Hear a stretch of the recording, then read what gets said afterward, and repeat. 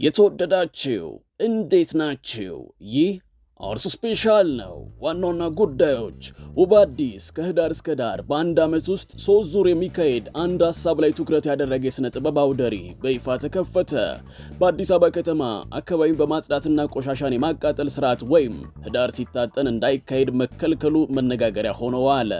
በድምፃዊ አንዱዓለም ጎሳና በሟች እጮኛው ሞዴል ቀነኒ አዱኛ ቤተሰቦች መካከል ለወራት ሲካሄድ የነበረው የሽምግልና ሂደት ሳይሳካ ቀረ።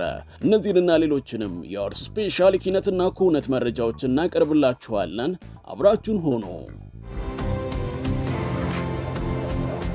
ውብ አዲስ በሚል ርዕስ ትኩረቱን በአዲስ አበባ ከተማ ላይ ያደረገ ከህዳር እስከ ዳር በዓመት ውስጥ ተከታታይ 3 የስዕል ትርኢት የሚቀርብበት አውደ ርዕይ በይፋ ተከፈተ። ይህ በዓመት ውስጥ በተከታታይ የሚቀርብ የስዕል አውደ ርዕይ ምን ጉዳዮችን ይዟል? ስነ ጥበብ አውደ ርዕዩ አዘጋጁን ሰዓሊ ሃሮንን ጠይቀናል። እንግዲህ የስዕል ትርኢት ከ10 ዓመት በፊት ሰራቸው የነበረው ስራዎች ናቸው። ሰብሰብ አድርጌ ውብ አዲስ በሚል ቅርጽ ክፍል 1፣ ክፍል 2፣ ክፍል 3 በሚል ይዤ ቀርብ ያለው ከህዳር 2018 እስከ ህዳር 2019 ድረስ የሚካሄዱ 3 የግል የስዕል አውደ ርዕዮች ናቸው። ውብ አዲስ አንድ የሥነ ጥበብ አውደ ርዕይ የአዲስ አበባ ከተማ ላይ ለምን ትኩረት አደረገ? የተለየ ምክንያትስ ይኖረው ይሆን? ሰዓሊውን ጠይቀነዋል። አበባን በጥበብ መንገድ ብዙ የገለጿት የለችም። ለምሳሌ በሙዚቃው ልታገኝ ትችላለህ፣ ምናልባት አሉ እነ ጌታቸው የተወሰነ በግጥም በስዕል ግን በአንድ ሀሳብ አዲስ አበባ ላይ ተመርኩዞ የሰራ ብዙ እኔም ምናልባት የታሪክ ባለሙያዎችንም ለመጠየቅ ሞክሬያለሁ። በዚህ አይነት ቅርጽ አዲስ አበባ ላይ ተመርኩዞ 3 ኤግዚቢሽን ያካሄደ ብቻ አይደለም። ለምሳሌ የመጀመሪያው ኤግዚቢሽኔ ውብ አዲስ አንዱ ሙሉ በሙሉ በውሃ ቀለም ሚዲየም ቁስጥ ጥበብ የተሰሩ ናቸው። ይህም ምናልባት ለየት ሊያደርገው ይችላል። የአርት ስፔሻል አዘጋጆች ሐሙስ አመሻሽ በቅዱስ ጊዮርጊስ ኮሌጅ ስነ ጥበብ ማዕከል ተገኝተን ስለ ሰዓሊ ሃሮን ስራዎችና ስለ ውብ አዲስ የስነ ጥበብ አውደ ርዕይ የተለያዩ ባለሙያዎችን አነጋግረናል። ባልተደፈረ ሚዲያ ነው የሚሰራ ያለው ወተር ከለር ኤግዚቢሽንስ ብዙ ጊዜ አይቀርም በሀገራችን ላይ። አንድ ነገር ቀለሙና ከቀለሙ ጋር የተያዙ የወረቀት ሳይዝ በጣም ትልቅ ስለሆነ በቀላሉ አይገኝም እኛ ሀገርና፣ ስለዚህ ደፍሮ በዚህ ሳይዝና በዚህ መጠን በመስራቱ ከፍተኛ የሆነ አድናቆት አለኝ ማለት ነው በስራው ላይ። መጀመሪያ ጊዜ ነው የእሱን የሶሎ ኤግዚቢሽን ሳይ ማለት ነው። እና ስራዎቹ ምንድናቸው?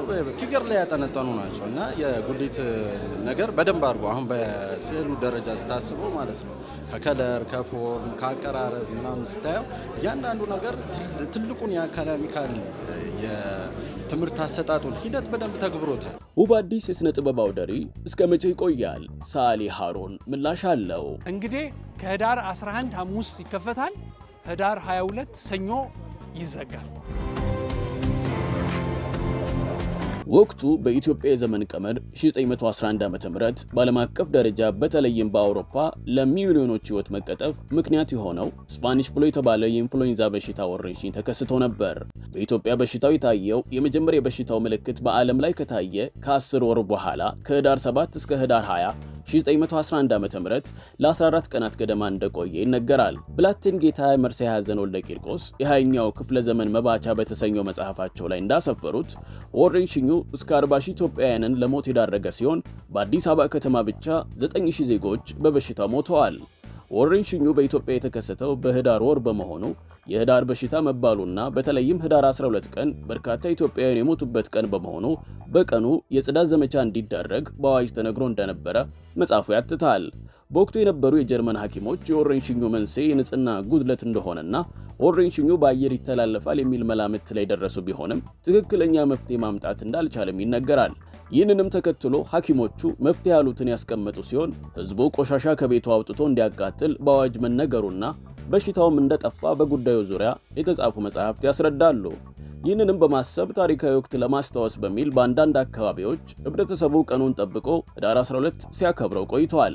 ዘንድሮ በ2018 ዓ.ም ለረጅም ዓመታት በኢትዮጵያ ህዳር 12 ቀን ሲከናወን የቆየው አካባቢን በማጽዳት ቆሻሻን የማቃጠል ስርዓት አሁን ላይ የተከለከለ ድርጊት መሆኑን የአዲስ አበባ ከተማ የአካባቢ ጥበቃ ባለስልጣን አስታውቋል የሚል መረጃ ይፋ ሆኗል። በመዲናዋ በየትኛውም አካባቢ ህዳር ሲታጠን በሚል ቆሻሻን ሰብስቦ ማቃጠል በህጉ መሰረት የሚያስቀጣ መሆኑን ደግሞ የገለጹት በአዲስ አበባ ከተማ የአካባቢ ጥበቃ ባለስልጣን የአካባቢ ብክለት ክትትልና ቁጥጥር ዘርፍ ቡድን መሪ የሆኑት ወይዘሮ ሰናይ ተስፋዬ ናቸው። ናቸው።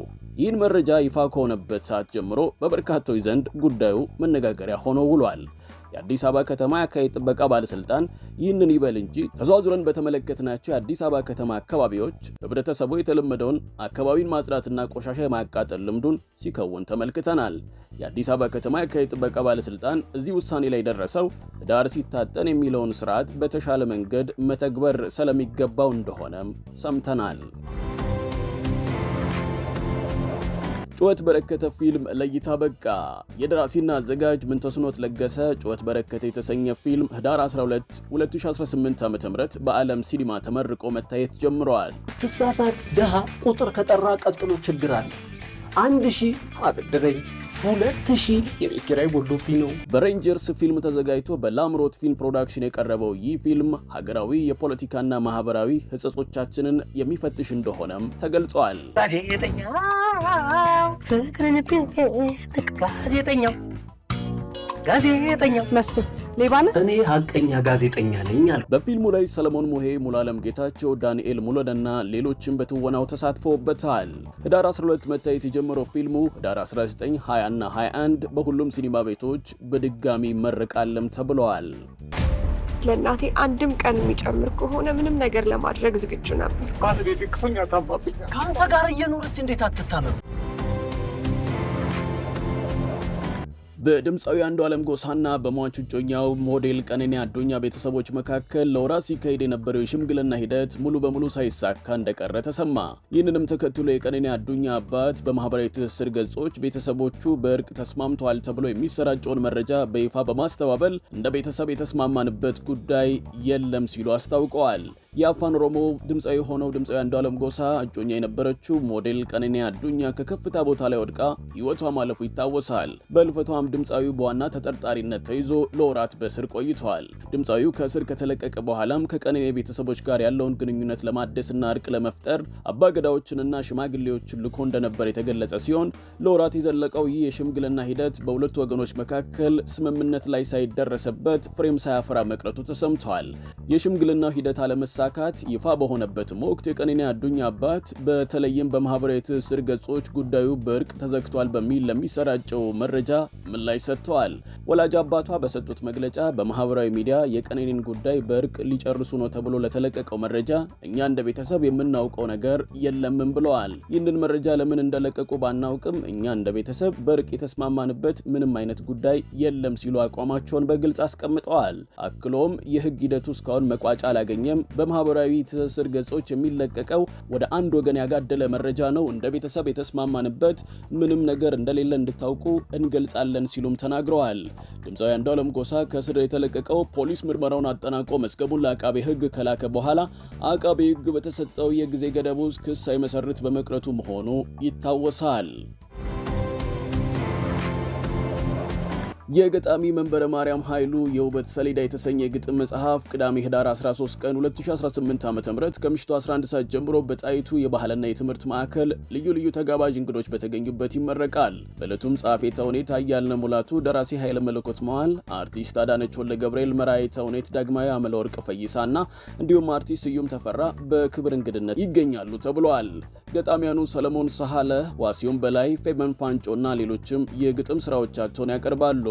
የውበት ሰሌዳ መጽሐፍ በ115 ገጾች የተቀነበበ ሲሆን 43 ግጥሞችንም በውስጡ ይዟል። በ350 ብር የጀርባ ዋጋም ለአንባቢያን ቀርበዋል። ገጣሚዋ ከዚህ ቀደም የቃል ሰሌዳ፣ የጊዜ ሰሌዳ የተሰኙ 2 መጽሐፍትን በተከታታይ ለንባብ ማብቃቷ ይታወሳል።